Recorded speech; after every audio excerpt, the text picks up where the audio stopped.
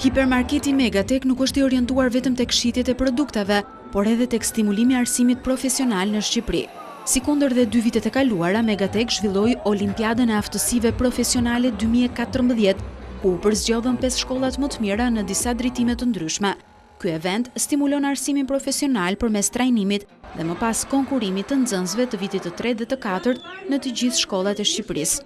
Investimi në këtë projekt kaq të madh është iniciativë Megatek si pjesë e përgjegjësisë sociale të korporatës. Këtë vit konkuruan 38 ekipe me nga 190 konkurrent, ndërsa çmimi për çdo shkollë ishte 3.000 euro.